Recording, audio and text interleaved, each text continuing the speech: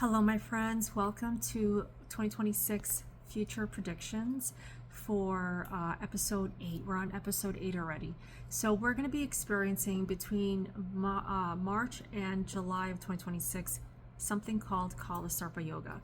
Now, this is when the shadow planets Rahu and Ketu are in transit now in Aquarius and Leo, and all the planets, meaning Sun, Moon, Mercury, Venus, Mars, Jupiter, and Saturn, are hemmed between Rahu and Ketu, in between Aquarius and Leo. And so what this does is it creates some delays and some challenges that are really needed in order to overcome them, right? So that we could evolve to our next step.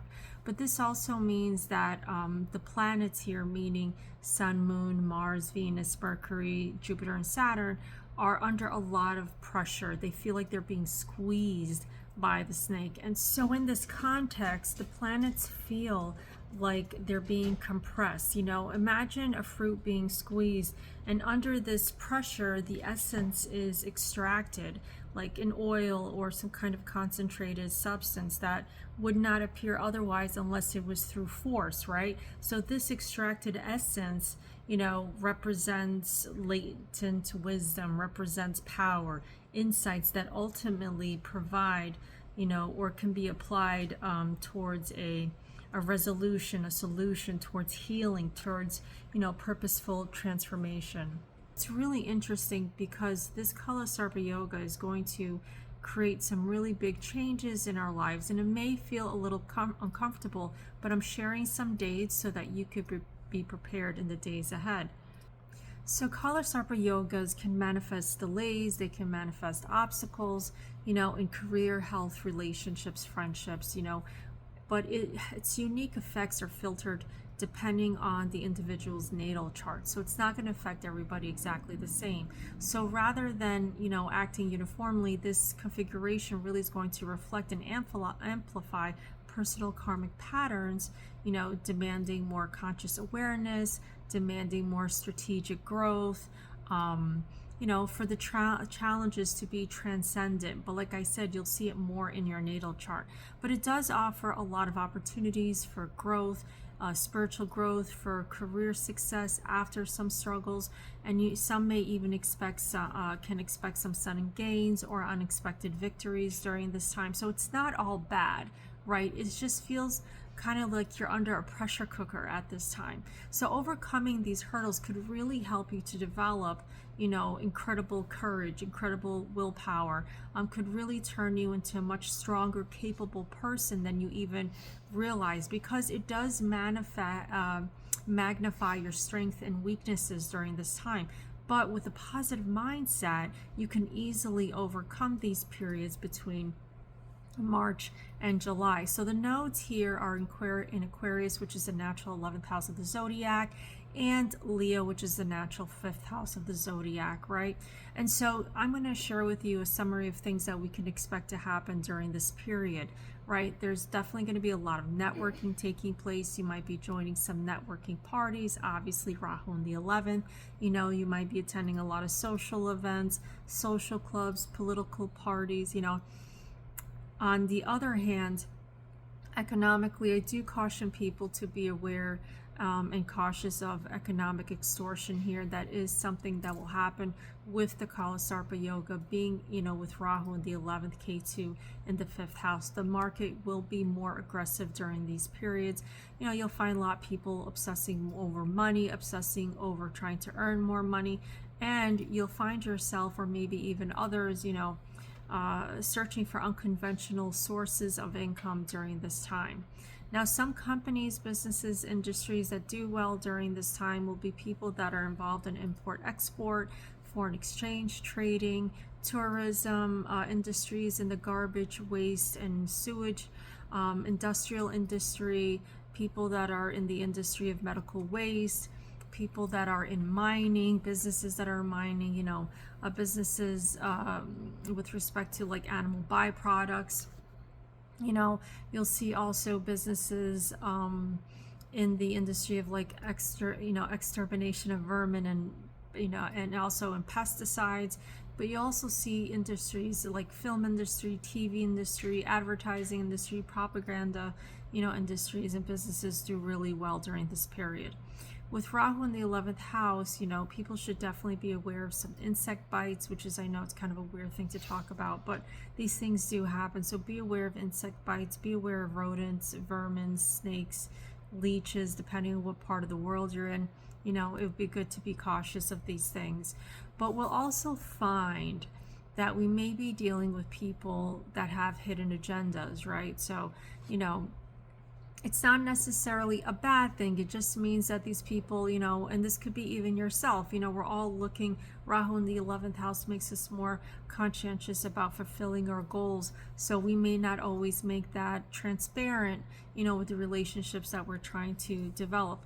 But people do tend to be more impulsive. And I always say, with this kind of transit, it's definitely a good idea to be aware of like wolf in sheep's clothing, because sometimes some people will not appear like who they really are, and then there could be some revelations of people that have not been who they appear to be during this, during these periods between March and July. So it's really interesting.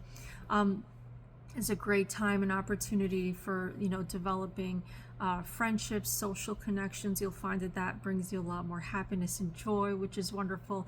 It could also bring some people a lot more revitalization in their life, which is great through these friendships and social connections. I always say people are not meant to be alone. They're meant to get together with others. Brings you a lot more joy. Socially, you'll find that you'll be able to develop more contacts, more friends, and it could happen through older siblings. It could happen through maybe father's business associates.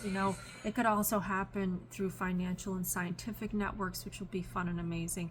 But nonetheless, because Rahu is foreign, typically there's more of attraction towards foreign people, foreign causes, outcasts, unusual friendships, meaning like you'll be attracted to friends that are outside your normal circles, your normal groups, right?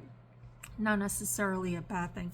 And foreign, could mean somebody from far away. You know what I mean? Like you could be living in New York and you're making friends with someone from California, right? Not just another country. So, you'll find that you're developing a lot more personal connections, but of course through, for personal gain. And this is a great time for opportunities. People tend to be more opportunistic, and that's okay. We all want to climb the ladder of success, and sometimes you have to look for those opportunities in order to, get the success that you're looking for. Although like I said, although there's a lot of benefits, do be aware that some people will not be as transparent as you believe them to be during this time. Now, Ketu in the 5th house and Leo. Leo is the natural house of children, romance, creative expression, our ability to think critically, right? And so with Ketu here, you could be experiencing some difficulties in making critical decisions. There may be a lack of confidence during this time. There could be an inability to focus. There may be, you might be experiencing a lot of impatience, and also between world leaders and politicians, you'll find that they're much more confused at this time. There won't be exactly a clear understanding of what's taking place in the world, what they're really doing. There won't exactly be a lot of transparency with respect to the choices that they're making and the things that they're saying. So there's definitely going to be some confusion around the world with governments and leaders and so forth.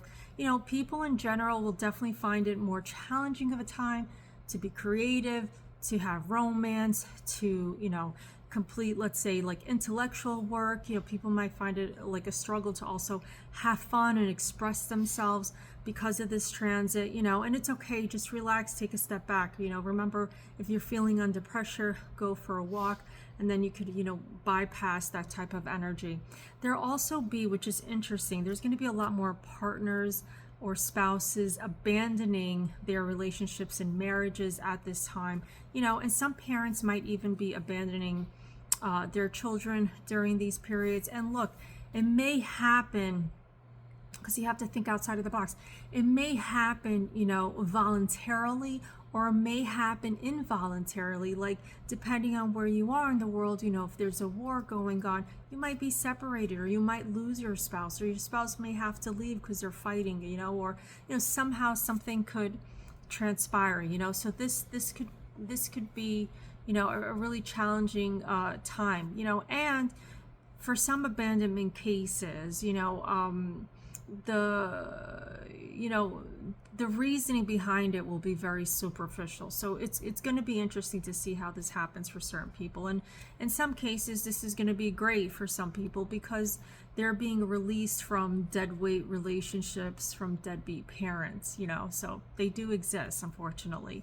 And speaking of children, we're going to find that more and more children are being intellectually challenged at this time, and some children will thrive as a result, and some children may actually experience a crisis or some challenges that'll make it really hard, but there could be some unexpected changes within the educational system, because fifth house, Leo, is education, and there also may be some unexpected breaks within, the education system, or interruption, in the education system at this time. So some children may also break away from their friends. Some people may be breaking away from their friends during this time. But, overall, there's definitely going to be some changes happening. And we are going to see a rise in orphan children, in adoption, a rise in children attending boarding schools, which I find really interesting, So this is what's going on. I left the dates up, we're going to repeat them right here so that you could mark it on your calendars. Do something to alleviate any stress that you're experiencing during these periods. And of course, if you want to know more specifically how this is going to affect you in your personal natal chart, come and make an appointment with me by going to AstroDevi.com, or you can message me at AstroDevi333. I'll see you all in the next video.